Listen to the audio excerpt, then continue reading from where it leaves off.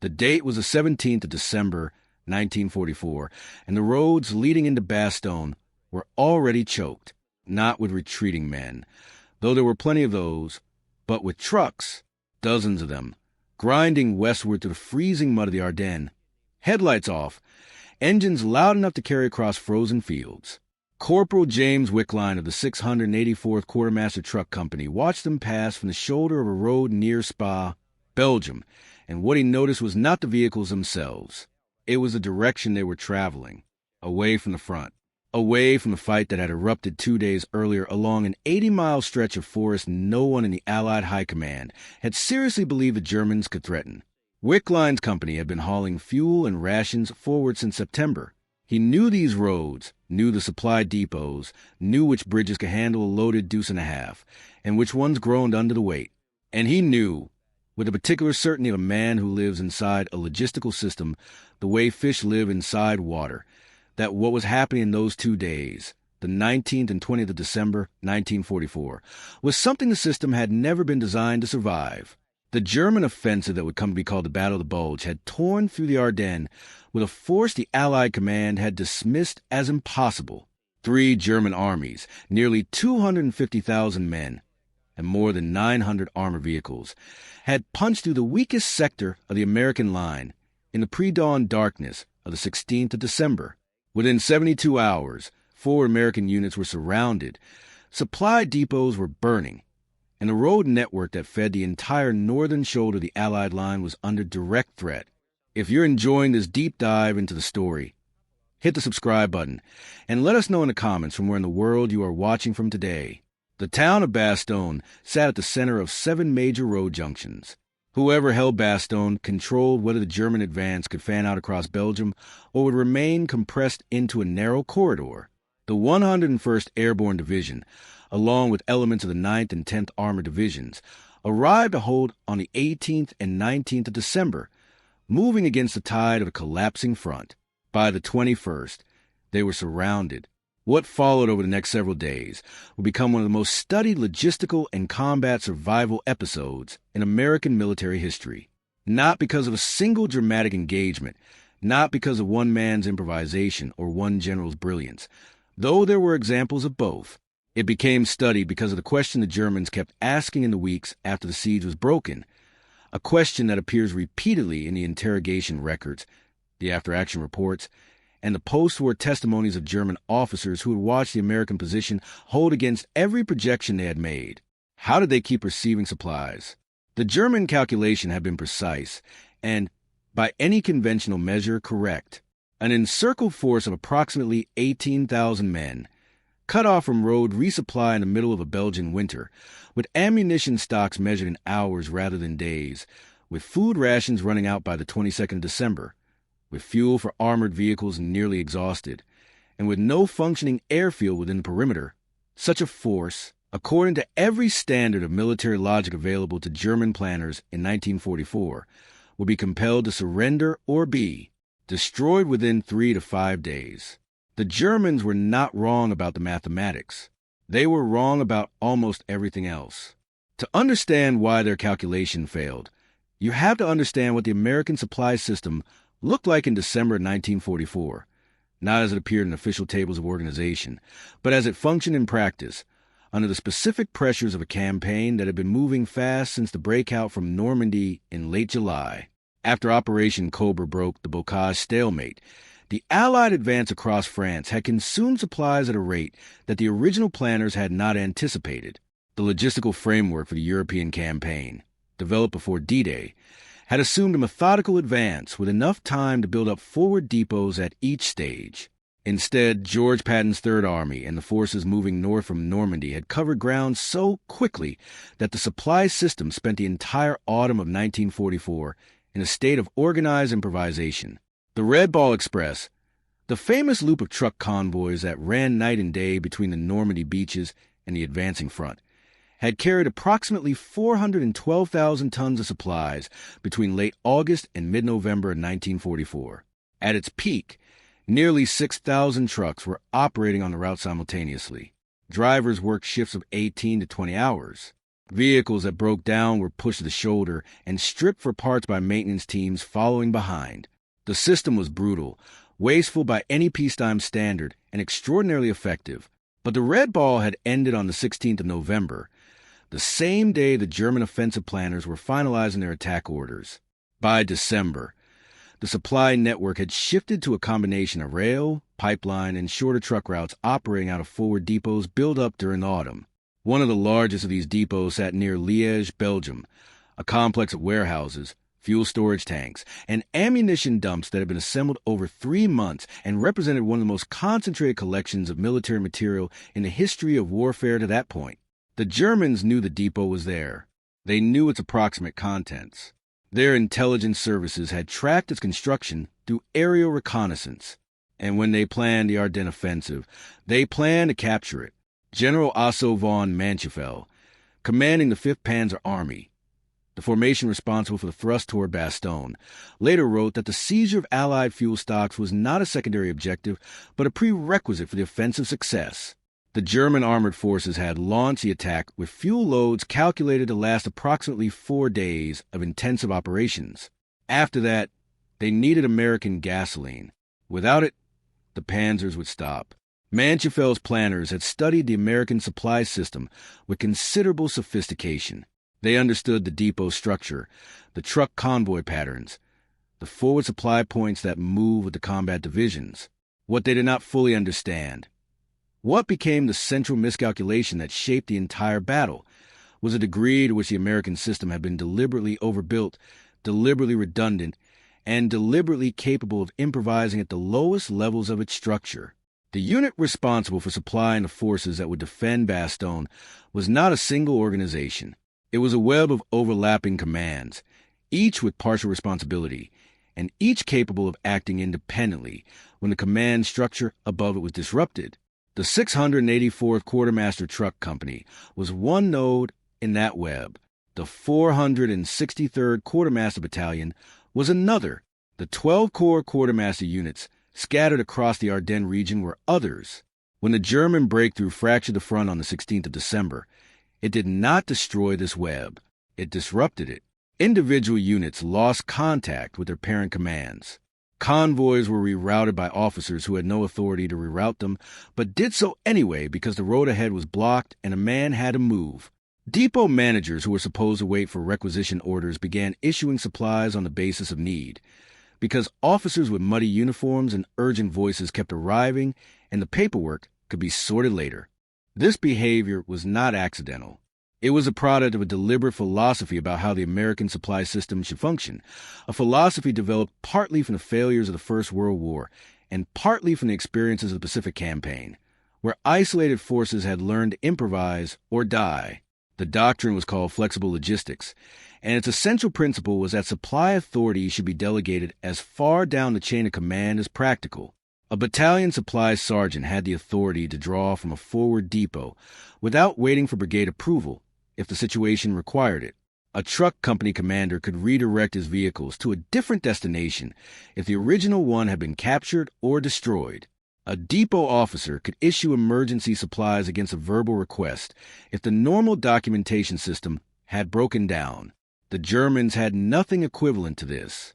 The Wehrmacht logistical system was considerably more centralized, more dependent on proper authorization, and considerably more vulnerable to the kind of cascading disruption that came when higher headquarters went silent. When German supply columns encountered unexpected road conditions or Allied air attack, they stopped and waited for orders. American columns, encountering the same conditions, looked for alternate routes and kept moving. This difference would prove decisive, but its effect was not immediately visible. In the first hours of the Ardennes offensive, the American supply network looked exactly as chaotic as the Germans hoped it would. The division supply officer for the 101st Airborne was Major Carl Coles. He arrived in Bastogne on the afternoon of the 18th of December, ahead of most of the division's combat elements, and his first task was to find out what was actually available in the town. The answer was simultaneously better and worse than expected.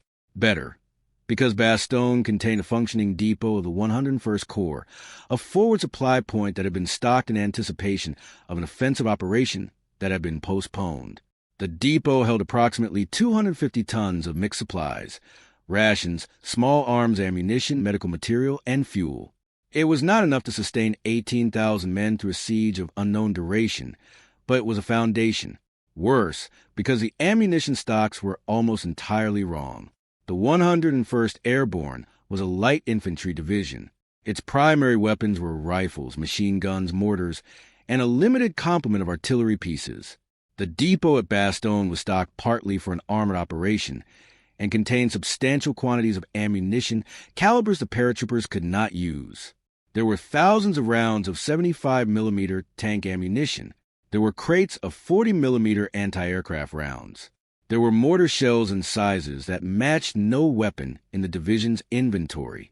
Coles organized the first inventory in the evening of the 18th and the morning of the 19th.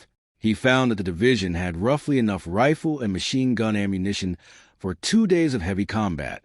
Mortar rounds were sufficient for perhaps 3 days. Artillery ammunition, 81mm and 105mm, was a critical shortage. The division's artillery batteries carried what they had brought from their previous positions, and that was all. On the 20th of December, German units closed the last road into Bastogne. The encirclement was complete. General Anthony McAuliffe, commanding the division in the absence of Maxwell Taylor, convened a brief staff meeting on the evening of the 20th. The supply situation was the first item on the agenda.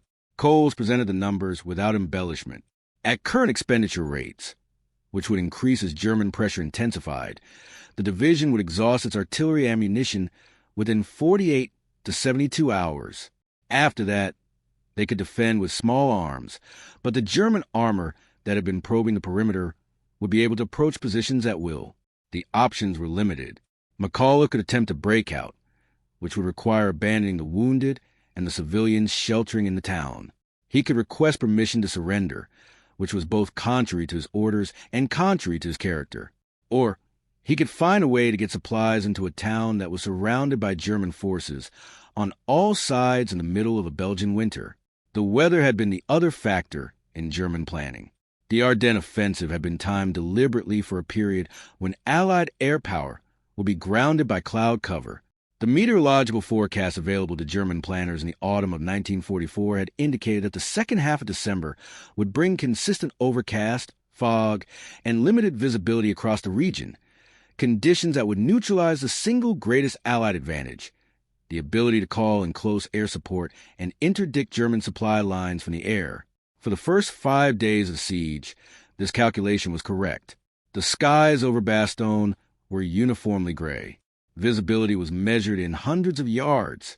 Allied aircraft, which might otherwise have supported the surrounded garrison, sat on airfields in England and France. Inside the perimeter, the situation deteriorated according to schedule. Artillery ammunition fell to critical levels by the 22nd. The division's 420th Field Artillery Battalion began rationing shells, limiting batteries to 10 rounds per gun per day. This was a fraction of what modern artillery doctrine considered a minimum defensive rate of fire. German probing attacks on the night of the 22nd were met with small arms only, because the ammunition simply was not there to meet them with anything else. Medical supplies were running short by the 23rd. The division's 2 aid stations had converted civilian buildings into surgical facilities, and the surgeons were operating with diminishing quantities of sulfa drugs, plasma, and morphine. Anesthesia was being conserved for the most critical cases. Wounded men were lying in straw, covered with whatever fabric could be found, in buildings that could not be heated because fuel oil had run out. What happened next? The sequence of events that would answer the German question about overnight resupply began not with a dramatic decision at the highest levels of Allied command, but with a series of small decisions made by officers and enlisted men who were not waiting for permission. The first of these decisions was made by Lieutenant Colonel Paul Danny, the division's intelligence officer. On the morning of the 22nd December, the same morning a German officer arrived at the American lines under a white flag to deliver a formal demand for surrender, the demand that McAuliffe would answer with his famous single word. Danny had already begun working on the problem that everyone else was treating as insoluble. He had identified a potential drop zone inside the perimeter, a field approximately 500 yards wide and 300 yards long. southeast of the town center, that was flat enough to receive parachute bundles without losing them in trees or buildings. He had calculated the minimum quantity of artillery ammunition that would allow the division to maintain a credible defensive rate of fire, and he had drafted a request for aerial resupply that he transmitted on the morning of the 22nd to the 8th Corps headquarters at Neufchâteau, 12 miles to the southwest, the nearest Allied command post still in contact with the besieged garrison. The request traveled up the chain of command with unusual speed. 8th Corps passed it to 1st Army. 1st Army passed it to Supreme Headquarters Allied Expeditionary Force. SHAF passed it to the 9 Troop Carrier Command, the organization responsible for airborne resupply operations. The problem was the weather. The 9 Troop Carrier Command had been supplying Allied airborne forces since the Normandy invasion. Its pilots were experienced with low-altitude drop operations, night drops, and operations under pressure. What they had not done, and what their doctrine did not fully address, was dropping supplies through solid overcast at night into a perimeter surrounded by anti-aircraft weapons, both German and potentially American, since the garrison had been warned that German aircraft were operating in the area using captured American markings. The weather forecast of the 23rd and 24th of December showed no improvement. The meteorologists at 9 Troop Carrier Command were not optimistic. Their models indicated the overcast would persist through Christmas Day, but the aircraft were loaded anyway.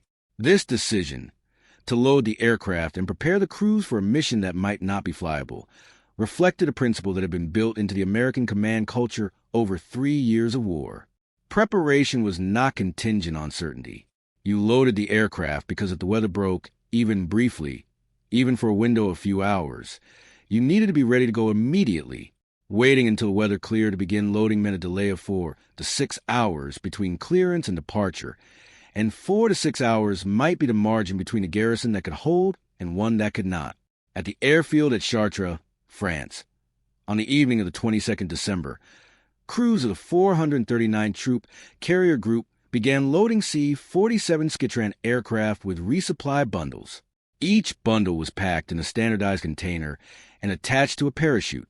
The containers were color-coded by contents: red for medical supplies, blue for food, yellow for ammunition, white for fuel. The loading process was not smooth. The normal resupply procedure called for bundles to be packed at a rear depot and delivered to the airfield by truck, ready for loading. In this case, the bundles were being assembled at the airfield itself by men who had been doing other things 24 hours earlier and who were working from improvised inventories that did not always match what the garrison had requested. There were not enough parachutes of the correct type.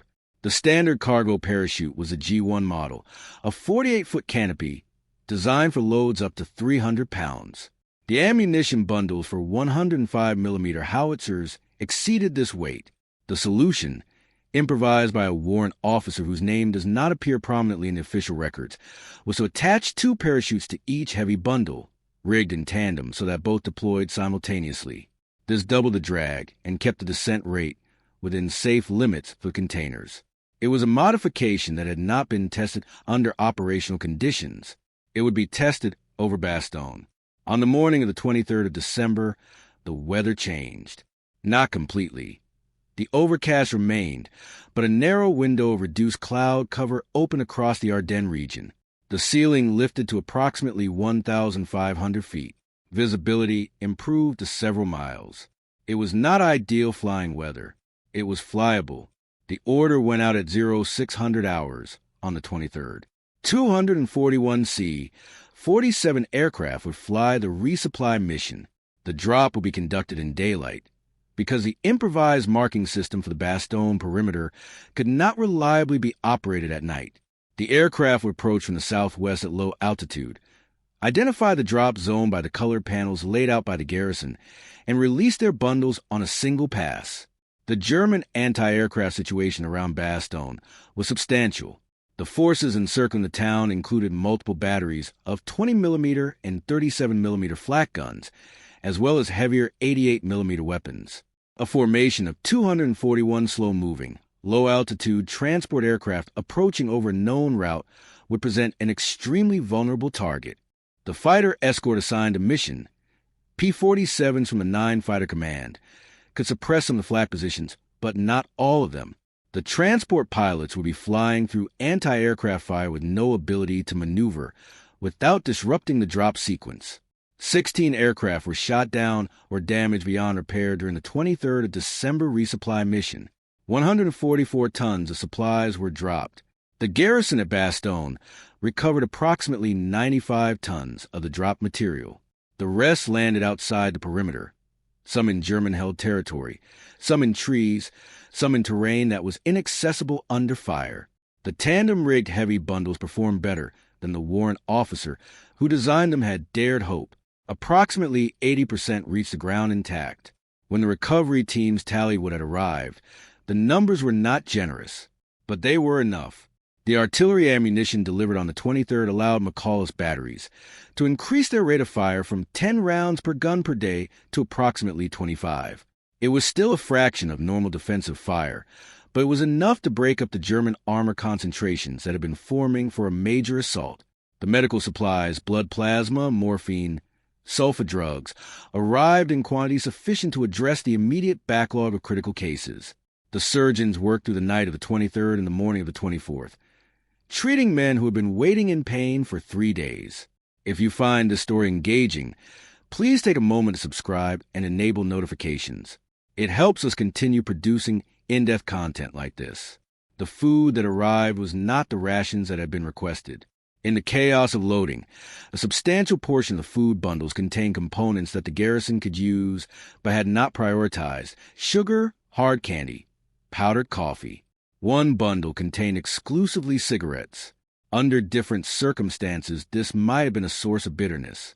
In Bastogne on the 23rd of December, 1944, the men who opened it laughed. The German command's response to the resupply drop reveals the degree to which it disrupted their planning.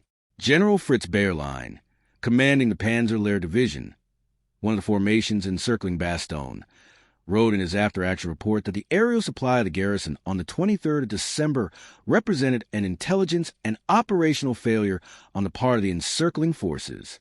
His units had known an air resupply attempt was possible. They had positioned flak guns specifically to prevent it, and yet the aircraft had come through, absorbed the losses, and delivered enough material to extend the garrison's defensive capacity by an estimated 48 hours. Bayerlein's frustration was genuine. His division had been fighting almost continuously since the 6th of June, 1944. His equipment was worn. His replacement soldiers were less experienced than the men they had replaced. And now, when the mathematics of siege warfare should have been working in his favor, the Americans were receiving supplies from the air through weather that his own planning staff had considered prohibitive. The drop on the 23rd was the first. It was not the last. On the 24th of December, the weather held. The 9-troop carrier command launched a second mission. This time 160 aircraft participated, and the lessons of the previous day had already been incorporated. The marker panels on the drop zone had been repositioned based on wind drift analysis from the 23rd. The loading sequence had been standardized. The fighter escort had been increased. 104 tons were delivered on the 24th. 48 aircraft were damaged by flak. On the 25th of December, Christmas Day, a third mission delivered an additional 160 tons. By this point, the system had been refined to the degree that the recovery rate was approaching 75% of total drop weight. But the aerial resupply, as essential as it was only one part of the answer to the German question about overnight logistics. The other part was happening underground, in the town cellars and warehouses, and in the minds of men who had spent years learning to extract maximum utility from minimum resources. The division supply section had been inventorying and redistributing the contents of every building in Bastogne since the 19th of December. What they found, accumulated over 4 years of German occupation and 4 months of Allied liberation, was substantial stockpile of civilian goods that could be converted to military use. Flour, potatoes, and preserved vegetables were allocated to the division's field kitchens. Diesel fuel intended for farm equipment was drained and mixed with military-grade fuel to extend tank reserves. Fabric from a textile warehouse was cut into bandages. A hardware store yielded tools, wire, and fasteners that the engineers used to construct additional defensive positions. The principle at work was the same one that had governed the Red Ball Express and the flexible logistics doctrine and the improvised loading of parachutes at Chartres. Waste nothing. Use what is available. Do not wait for the system to function as designed when you can make the system function as needed. German officers who were later captured and questioned about the siege consistently described a single recurring confusion: the apparent inexhaustibility of American material. They would observe a defensive position that appeared to be running low on ammunition.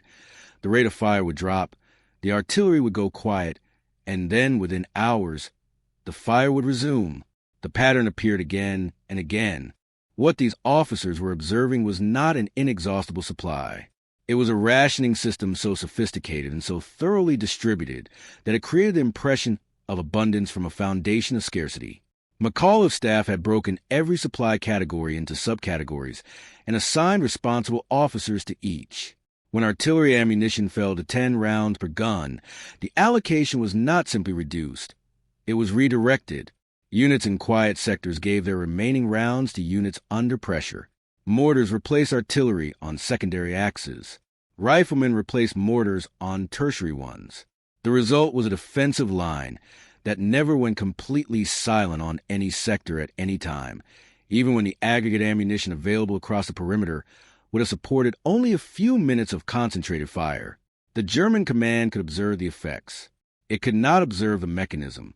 And what it could not observe, it could not counter. The 4 days between the 21st and the 25th of December, 1944, at Bastogne were not won by a single dramatic act or a single stroke of genius. They were won by the accumulated effect of thousands of small decisions made at every level of the American military structure, each one reflecting a system that had been built, deliberately, over years, to function under conditions that would paralyze a more centralized organization. The weather broke completely on the 26th of December. The skies cleared. Allied air power returned in force. And on the afternoon of the 26th, the leading elements of General George Patton's 4th Armored Division, driving north from Luxembourg in one of the most compressed armor movements of the European campaign, broke through the German encirclement on the southwestern edge of the perimeter. The siege of Bastogne was over. It had lasted 7 days. The corridor that Creighton Abrams' tanks punched through the German encirclement on the afternoon of the 26th of December was narrow, barely wide enough for vehicles to pass single file, and remained under German artillery fire for the first 12 hours after it opened. The men who drove supply trucks through it did so knowing that the road on either side was still contested, that a lucky shell could close the corridor again before they reached the town, and that the alternative was leaving 18,000 men to manage on whatever remained in the cellars and drop zones of Bastogne. They drove anyway. The first convoy through the corridor on the night of the 26th carried artillery ammunition, medical supplies, and fuel. It was followed by a second convoy before dawn on the 27th. By the morning of the 28th, the corridor had been widened sufficiently to allow two-way traffic, and the full weight of the American supply system began flowing into Bastogne at a rate that German observers on the surrounding heights found difficult to comprehend. Within 48 hours of the corridor opening, the 101st Airborne's artillery batteries had returned to normal rates of fire. Within 72 hours, the division's medical stations had cleared their backlog of untreated wounded. Within 4 days, forward supply dumps inside the perimeter held stock sufficient for 2 weeks of intensive operations. For the German officers who had calculated the garrison's collapse with such precision, the speed of this recovery was the most unsettling data point of the entire battle. It was one thing to acknowledge that the Americans had held longer than expected. It was another to watch a force that had been, by every measurable standard, on the edge of logistical collapse reconstitute itself in less than a week to a condition of material strength. General Asso von Manchefeld, in his post-war testimony to American military historians at the Foreign Military Studies program, returned to this question repeatedly. He had understood, he said, that American industry was large. He had understood that American supply lines were long and well-organized. What he had not understood, what no amount of intelligence preparation had prepared him for, was the degree to which the American soldier at the lowest level of the supply chain had been trained and authorized to solve problems independently. In the Wehrmacht, Manchefeld explained, a supply sergeant who redirected a convoy without authorization was subject to court-martial.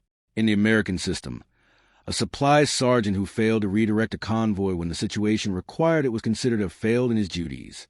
This single difference in command philosophy, compounded across thousands of individual decisions over the course of a week, had produced an outcome that his operational planning had rated as mathematically impossible. He was not wrong about the mathematics. He was working from the wrong model of the system. The Bastogne resupply was not an anomaly. It was the clearest single demonstration of a logistical philosophy that the American military had been developing, testing, and refining since before the first soldier set foot in Europe. The airdrops over the 23rd, 24th, and 25th of December did not succeed because the weather cooperated. The weather barely cooperated. They succeeded because the aircraft were already loaded before the weather cleared, because the parachute rigging had already been improvised, because the drop zone had already been marked and measured. Every element of the operation had been prepared under conditions of uncertainty, by men who had been trained to prepare without waiting for certainty to arrive. The German system, for all its tactical sophistication, was built on a different assumption, that the environment could be controlled sufficiently to allow centralized planning to function. When the environment refused to cooperate, when roads were cut, when weather intervened, when headquarters went silent, the system slowed and eventually stopped. American logistics, by design, did not require a functioning environment. It required only men who understood what needed to happen and had the authority to make it happen. This distinction had roots that extended well before the war. The American military's experience in the Pacific, where forces regularly operated at the end of supply lines measured in thousands of miles, had produced a culture of logistical improvisation that the European theater inherited and refined. The Red Ball Express had been improvisation at industrial scale. The Bastogne airdrop was improvisation under fire. The corridor resupply was improvisation against a timeline measured in hours. The men who executed these operations rarely received the recognition given to the combat soldiers they supplied. Corporal Wickline and the thousands of drivers, loaders, depot managers, and supply officers whose decisions sustained the Bastogne garrison did not receive campaign medals specific to their contributions. The legion of merit citations that emerged from the battle went primarily to commanders. The sergeants and corporals who had redirected convoys, improvised rigging, and distributed ammunition by candlelight in Belgian cellars returned to their units and continued working. But the Army was watching, and it was learning. The Operational Research Section that analyzed the Bastogne campaign produced a detailed assessment in February of 1945. Its conclusions were distributed to every quartermaster and transportation command in the European theater. The assessment identified 3 specific practices that had distinguished the successful resupply from what doctrine had projected as impossible. Pre-positioned forward stocks at multiple independent nodes rather than a single concentrated depot, authority delegated to the lowest practical level for supply redistribution, and preparation of contingency operations before conditions confirmed their necessity. These principles were not entirely new. They had been present in the flexible logistics doctrine that governed American supply operations throughout the campaign. What Bastogne demonstrated was that the principles worked under the most extreme conditions the European theater had yet produced. That demonstration had an effect on planning and training that persisted long after the battle itself was forgotten by the general public. The soldiers who survived the siege remembered the resupply missions with a precision of detail that is characteristic of men who understood, in the most immediate possible way, exactly what those aircraft and those trucks represented. Staff Sergeant John Pryor of the 327 Glider Infantry Regiment later described watching the C-47s coming over the perimeter on the morning of the 23rd. He could see the flak bursting around them. He watched one aircraft take a direct hit and go down trailing smoke. And he remembered thinking, with a clarity that he said never left him, that the men in those aircraft knew exactly what they were flying into and came anyway. That observation captures something essential about the Bastogne resupply that the operational analyses and doctrine manuals do not fully render. The logistical system that sustained the garrison was a human system. Its redundancy and flexibility existed not merely as organizational design, but as the accumulated expression of individual decisions made by individual men who understood what failure meant and chose not to fail. The Germans at Bastogne had been correct that a surrounded force without resupply could not hold indefinitely. They had been correct that the weather would ground Allied air power. They had been correct that the road network was cut. What they could not account for was a system designed to function through all of those conditions simultaneously, operated by men who had been trained and authorized, and finally, simply willing to find another way. The town of Bastogne stands today much as it stood in 1944. The road junctions still converge there. The fields outside the town are still flat and wide, and the Martyrs Memorial on the heights east of the town commemorates the men of the 101st Airborne and the supporting units who held the perimeter through those 7 days. The memorial's inscription does not single out the pilots of the 9-troop carrier command or the drivers of the quartermaster battalions. But the men who stood in those fields on the morning of the 23rd of December and watched the parachute bundles come down to the flak knew precisely who they were watching and what it had cost them to come. Corporal Wickline survived the war. He returned to West Virginia and worked for a rail freight company for 30 years. He never wrote about what he had seen on that road near Spa on the 17th of December, 1944, and he gave no interviews. But he had watched the trucks moving away from the front on that morning, and he had understood, with the instinct of a man who had spent 2 years inside the system, that somewhere ahead of those retreating vehicles, someone was already figuring out how to send them back. He was right. The trucks went back. The aircraft flew through the flak. The corridors were open under fire. And when the German officers sat down after battle to write their assessments and answer the question that kept returning in their reports, how did the Americans keep receiving supplies through conditions that should have made resupply impossible? The honest answer was one that no intelligence briefing had prepared them to understand. The system was built for exactly this.